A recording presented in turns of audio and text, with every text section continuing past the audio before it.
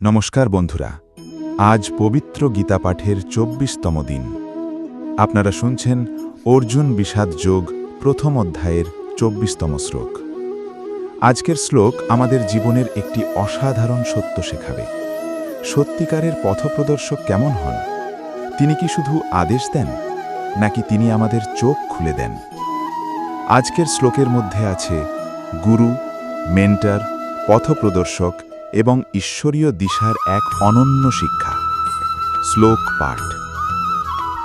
সঞ্জয় উবাচ এব মুক্ত হৃষিকেশ গুড়াকেশানভারতা সেনয়োরুভয়োর মধ্যে স্থাপয়িত্বা রথোত্তমম।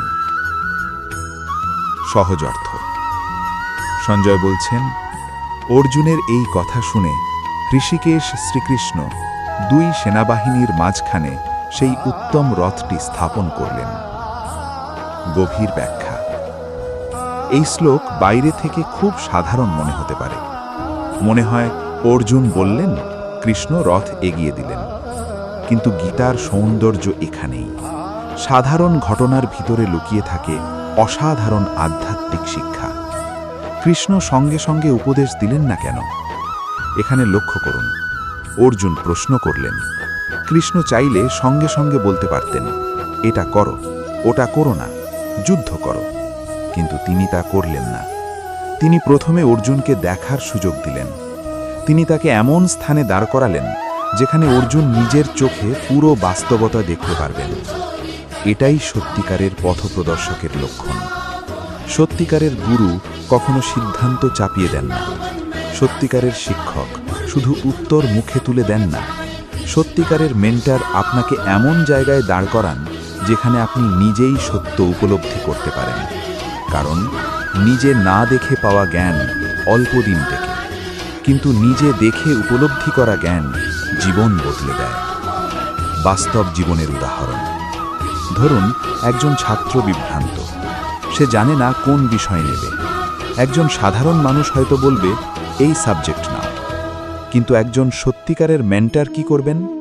তিনি ছাত্রটিকে তার ক্ষমতা, আগ্রহ, ভবিষ্যৎ সম্ভাবনা সব দেখতে সাহায্য করবেন, যাতে সিদ্ধান্ত ছাত্র নিজে নিতে পারে। আবার ধরুন, আপনি জীবনের একটি সম্পর্কে খুব দ্বিধায় আছেন।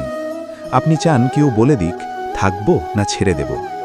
কিন্তু একজন পরিণত মানুষ আপনাকে আদেশ দেবেন না। তিনি আপনাকে এমনভাবে ভাবতে শেখাবেন যাতে আপনি নিজেই সত্যিটা স্পষ্ট দেখতে পারেন। কারণ চাপানো সিদ্ধান্ত টেকে না। অন্যের কথায় নেওয়া সিদ্ধান্তে মনে সবসময় সন্দেহ থাকে, কিন্তু নিজের উপলব্ধিতে নেওয়া সিদ্ধান্তে স্থিরতা থাকে, দায়িত্ব থাকে, পরিণতি গ্রহণের শক্তি থাকে। কৃষ্ণ তাই প্রথমে অর্জুনকে দেখালেন, কারণ দেখা ছাড়া জ্ঞান অসম্পূর্ণ। ঈশ্বরও জীবনে অনেক সময় এভাবেই কাজ করেন। আমরা অনেক সময় প্রার্থনা করি যে, ভগবান আমাকে বলে দাও কি করব। কিন্তু জীবনে অনেক পরিস্থিতি এমন আসে যেখানে ঈশ্বর সরাসরি উত্তর দেন না। তিনি আমাদের এমন অবস্থার মধ্যে দাঁড় করান যেখানে সত্য ধীরে ধীরে চোখের সামনে খুলে যায়। সেই অভিজ্ঞতা থেকেই জন্ম নেয় প্রকৃত জ্ঞান। গুড়াকেশ ও হৃষিকেশ নামের ভিতরের রহস্য। এখানে অর্জুনকে বলা হয়েছে গুড়াকেশ, অর্থাৎ যিনি নিদ্রা বা জড়তাকে জয় করেছেন, আর কৃষ্ণ হৃষিকেশ, অর্থাৎ ইন্দ্রিয়ের অধিপতি। অর্থাৎ যখন জাগ্রত মন ঈশ্বরীয় নিয়ন্ত্রণের কাছে নিজেকে সমর্পণ করে, তখনই সে সত্যের মুখোমুখি দাঁড়ানোর সুযোগ পায়। কি গভীর প্রতীক ভাবুন তো। আজকের শিক্ষা। সত্যিকারের পথপ্রদর্শক আপনাকে অন্ধভাবে অনুসরণ করান না। তিনি আপনাকে এমন দৃষ্টি দেন যাতে আপনি নিজেই সত্য দেখতে পারেন।